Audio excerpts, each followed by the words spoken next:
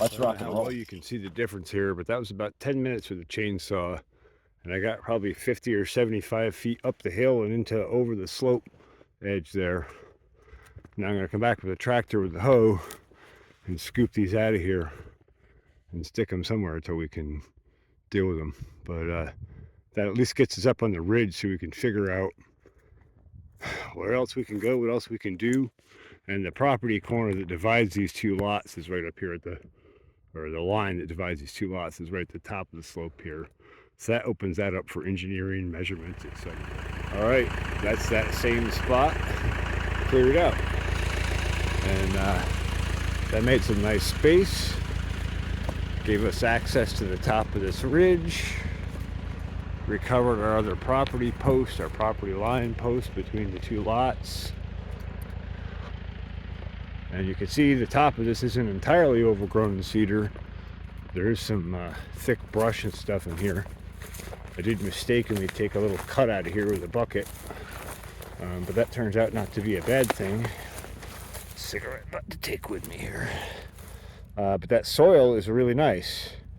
Again, more wonderful soil here. So, and you can tell by all the scrub brush that's growing here and how fast and dense it's growing.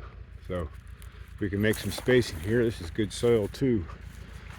Not sure what we're gonna do yet, but I really like the idea of doing like a Wallapini type greenhouse in here. Cut down into the ground, give us some soil around us to help hold temperatures, and build a newer, more robust, more awesome, more well-designed greenhouse thermal mass system than we had at the old farm. October 25th, relit some coals tonight. That's very nice. That definitely makes light up much quicker.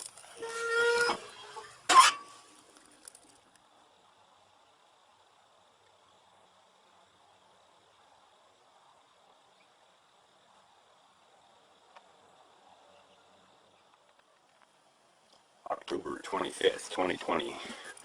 Here we are in the greenhouse again, watching these figs grow. That's really exciting. Looking forward to my first fresh figs off my own fig tree. I just thought I would do a real quick video because I talked in part 3 on how to build your own greenhouse about managing those environmental extremes and those temperature extremes, and I'll put a snapshot of the chart for the last 24 hours. Managing those extremes between nighttime and daytime is so important. And so it wasn't super cold last night. I think we were down to, I don't know, I think mid-30s or so, somewhere in there.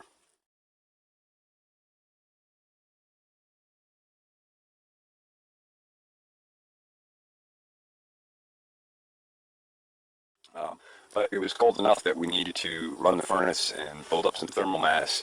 And it's a great example in this chart snapshot of, you know, how the thermal mass temperature is relatively low when I started the furnace. You see it climb up rapidly, or relatively rapidly, and then you see how the thermal mass holds the temperature in the greenhouse overnight. I only did 2 stokes last night. I just didn't feel we needed a third, and we didn't. And you'll see that reflected in the chart.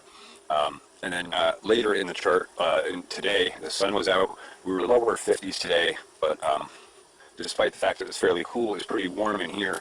And you'll see these spike points in the chart where the vents had to open and close to manage that temperature so it didn't get too hot in here.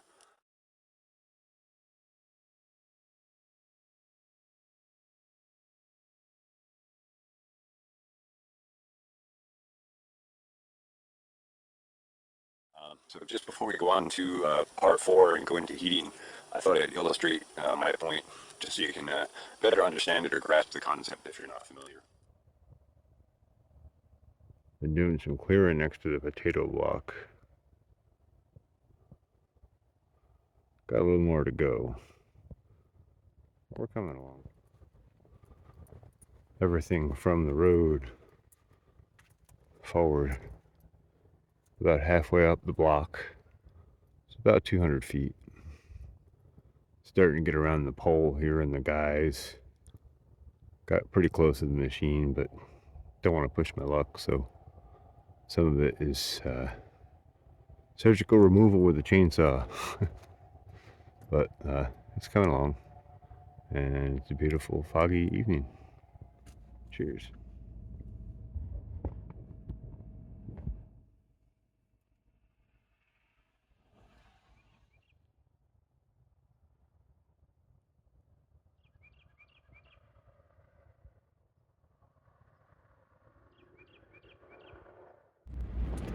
It sure is pretty covered in snow.